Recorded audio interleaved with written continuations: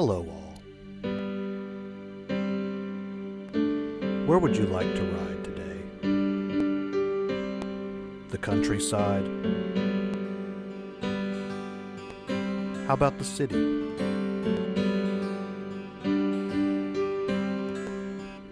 Maybe a mountain forest? Or a sandy beach?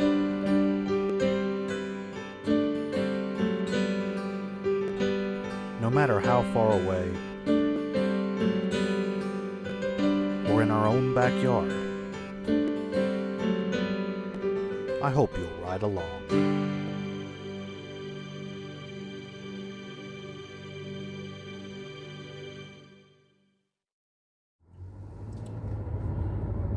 Hello all, and good morning to you once again. Pretty cool morning out this morning, definitely the coldest of this trip. Woke up, it was a few degrees below freezing, but still not too bad. Last night we got into Cherokee. Had a not so great experience with our motel last night. Won't get into that though. Spent a good bit of time at the casino and tried a new restaurant, to us at least. The Native Brews, I believe it was called. It's actually be up here on the left in just a minute. Pretty nice restaurant. But spent a good bit of time in the casino. Didn't win anything. Everything I won I lost right back pretty quickly. Interestingly enough, saw a familiar face in the casino. Did not get to talk to them. Way too crowded. Wasn't going to. Had no plans to anyways. But in such a giant place like that, it is always amazes me to see somebody I do know. Anyways, we're heading out of Cherokee right now. Don't really have any time to stop anywhere else. I was going to stop in and see an old friend of mine who runs the Leather Shack up here. He used to open up a stand in the mall I worked in Mount Airy years ago. So hadn't seen him in a good number of years, but don't really have time to. We got some scheduled tickets a little later on today, so we need to get on the road, and we are headed through the Great Smoky Mountain National Park here in just a minute. So definitely showcase a little of that on the way. Maybe we'll see some elk, some bears, whatever we do. Hopefully we'll catch it. Yes, Native Brews Tap and Grill was the name of that restaurant here on our left. Always loved Cherokee. It's I know it's kind of controversial with how the town is kind of gone in the last number of years, especially with the casino and everything else. But it's still a really nice little town. I like to visit every now and then. All right, but we're about to head into the national park, so we'll check up soon.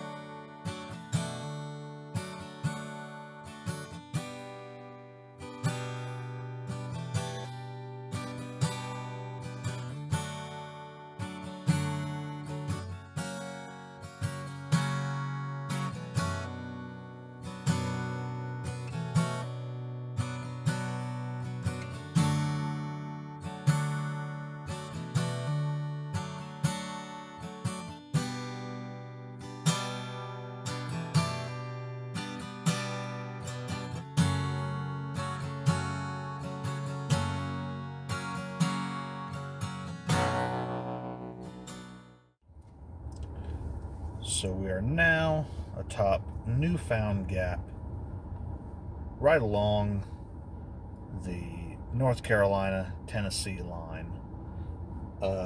This is usually always the most crowded overlook in the park, and maybe with the exception of Klingman's Dome, but it's not open this time of year. The road to it's not open, at least. I usually like to stop here, but like I said, we are on a bit of a time restraint today, so probably not going to get a chance to. Absolutely every parking space is full here. But we've got another 15 miles to Gatlinburg. Still a little snow on the side of the road here.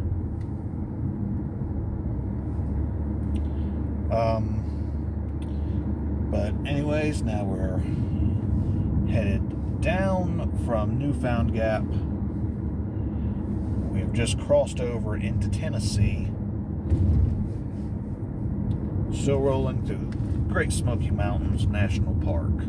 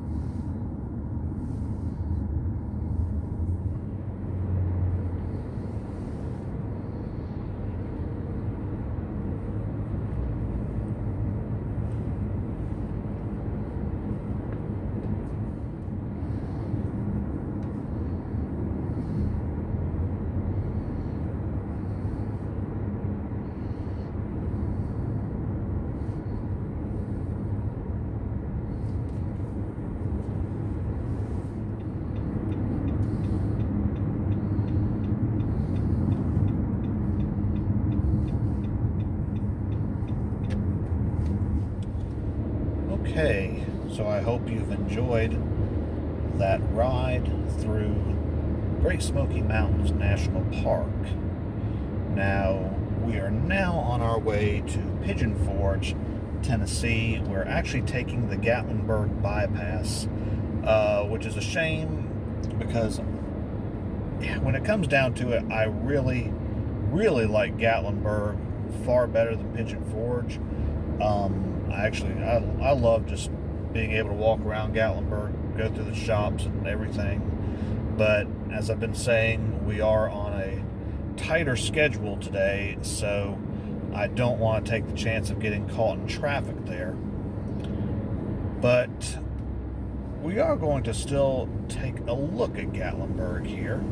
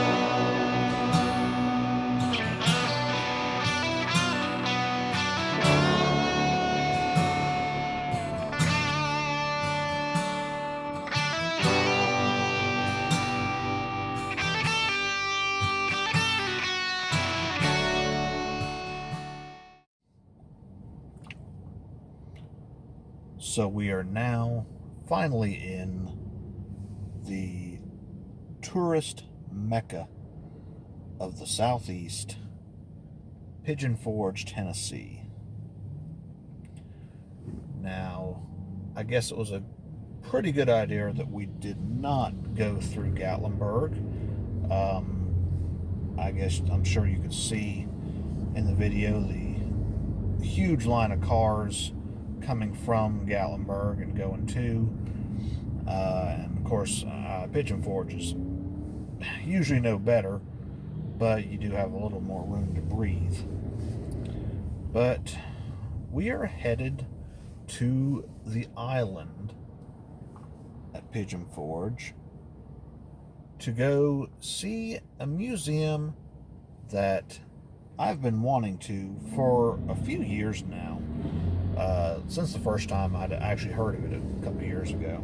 And yeah, should be a pretty good time. I've heard from multiple people it is the best museum they've ever seen. Now, we had planned to go to the Titanic Museum today, but unfortunately, as we tried to book our tickets the other night, we were a little late and they were sold out for the day. But once we get through this traffic, we'll finally be at our destination.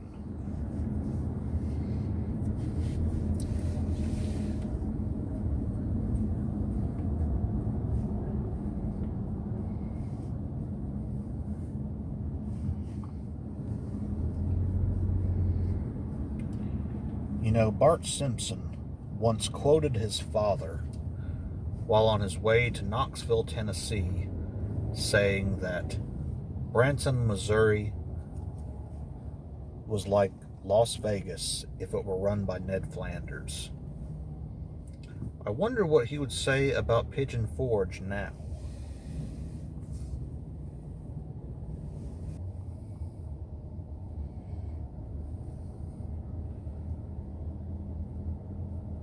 Still making our way through Pigeon Forge.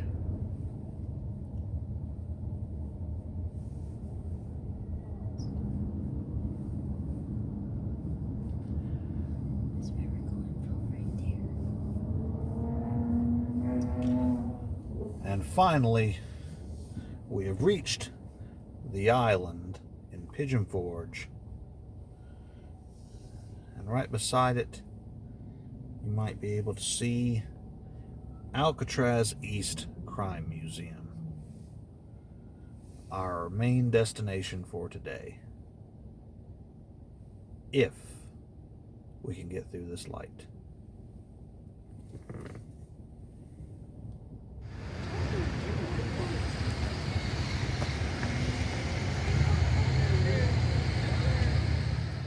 Now, unfortunately, I was not able to film inside the museum, but I was able to get a few nice pictures. Here are some floorboards that are stained by the blood of the one and only Jesse James. And here's a couple things about somebody from my Smoking Hour co-host Stephen Midnight's neck of the woods, famed moonshiner Junior Johnson. And here is some things belonging to John Dillinger, including one of his many supposed death masks that are floating around. And here are just a few movie props. This is actually Al Pacino's Uzi from Scarface. And right here beside it are a couple revolvers from The Godfather. Now here's where things get a little more interesting. Here are some of the personal effects of one John Wayne Gacy, including his infamous clown costumes, which he used to lure and kill his 33 victims. And here we have the rifle of the University of Texas sniper Charles Whitman. Now things get a little creepier with a handwritten letter and tooth from Ed Gein. And here's actually a guitar belonging to Charles Manson. This was seized from the Barker Ranch during his arrest. And here are just a few pieces of artwork done by John Wayne Gacy again during his time in prison.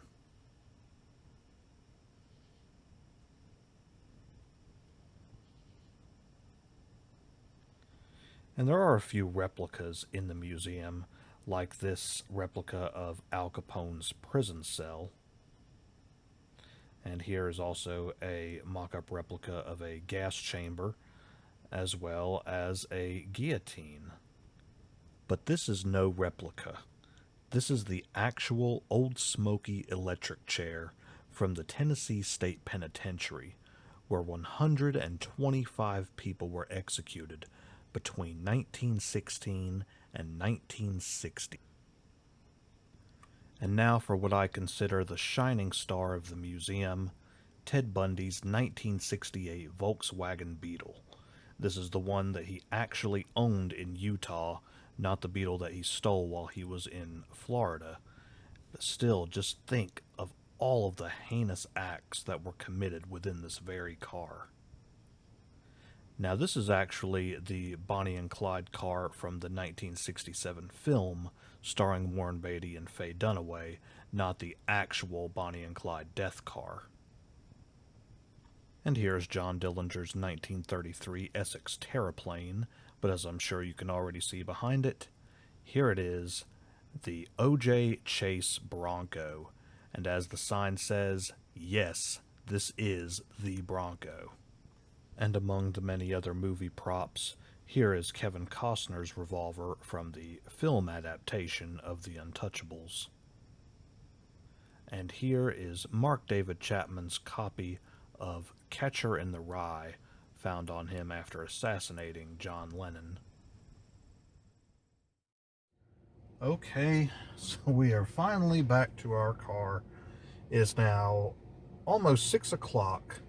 It took us a little over 4 hours to get through the entire museum, and that's not to mention all the walking we had to do from our parking spot to the museum. I really don't know what to give you on advice for that. Just get here super early and go on a weekday, I guess. Yeah, don't make the same mistake we did going on a Saturday.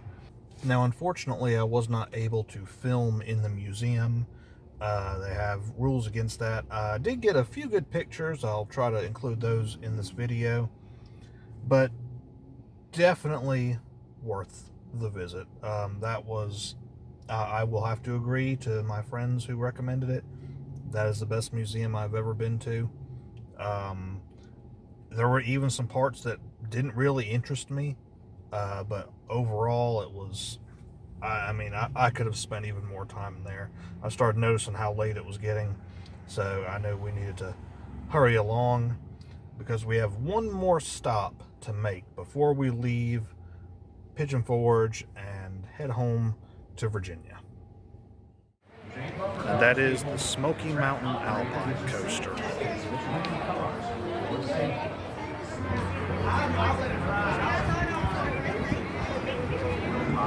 No cell phones and no bags of any kind.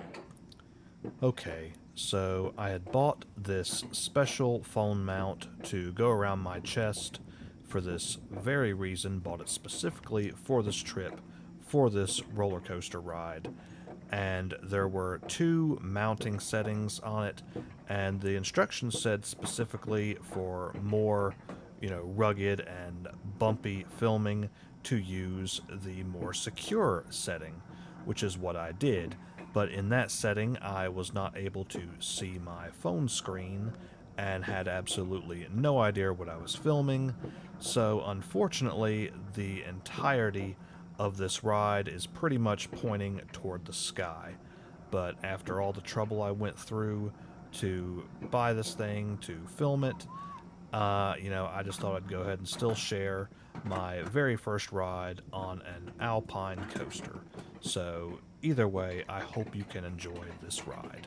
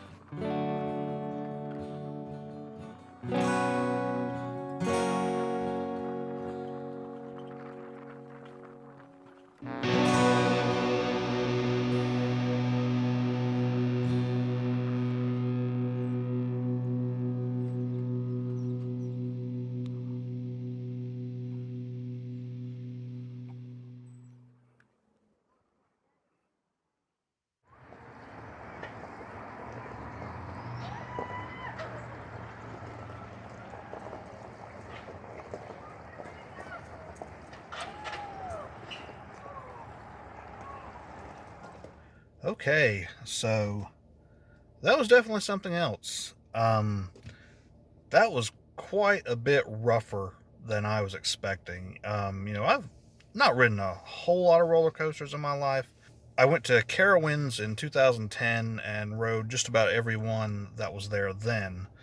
And, I was expecting this to be pretty smooth like one of those since this doesn't go that fast, but this was beating me to death, like all over down the mountain.